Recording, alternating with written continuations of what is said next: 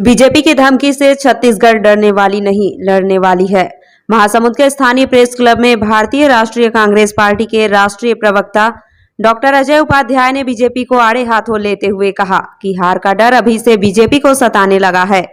तभी बीजेपी के बड़े नेता बौखलाहट में छत्तीसगढ़ की जनता को ईडी, सीबीआई के नाम पर डराने, धमकाने और सताने की चेष्टा कर रहे हैं।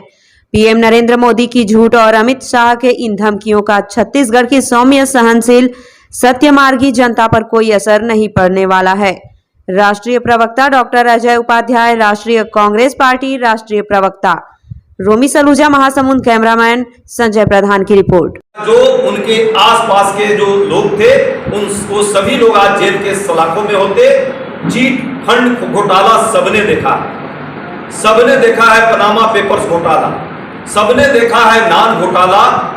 पिछले 15 साल की जो सरकार थी वो छत्तीसगढ़ में 36 घोटालों के लिए जानी जाती थी और 1 लाख करोड़ रुपए से ज्यादा के घोटाले उन सरकारों में हुए थे। उस समय एक पर भी केंद्रीय एजेंसियों ने आज तक कोई कार्रवाई नहीं की।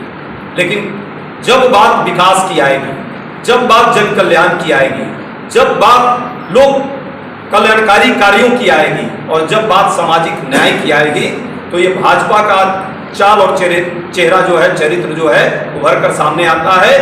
वो हमेशा इसका विरोध करती है।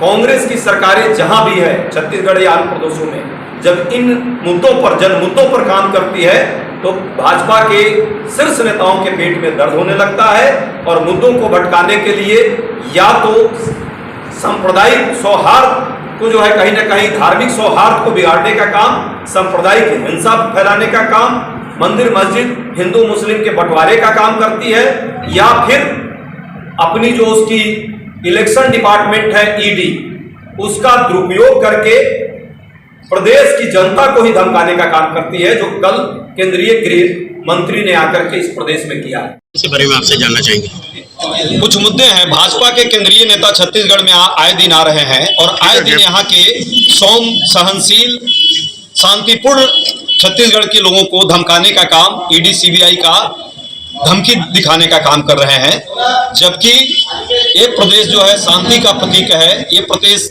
छत्तीसगढ़ प्रदेश जो है गांधीवादी विचारों का प्रदेश है। इस प्रदेश में सहिष्णुता और सौहार्द हमेशा रही है। चुनाव के लिए राजनीति करने वाले लोगों को ये सोचना होगा कि सत्ता, सियासत, राजनीति होती रहेगी लेकिन शांति रहनी चाहिए।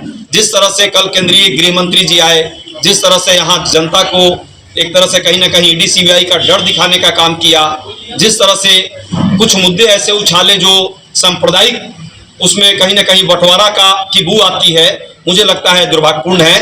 दूसरी बात, आपको लड़ना है, छत्तीसगढ़ में लड़ना है कांग्रेस से, आप लड़िए, आप भी लाइए अपने मुद्दे। जिस तरह हमने यहाँ नक्सलगढ़ जो एक प्रदेश होता था, जो पहचान पहले भाजपा के राज में होती थी, आज विकास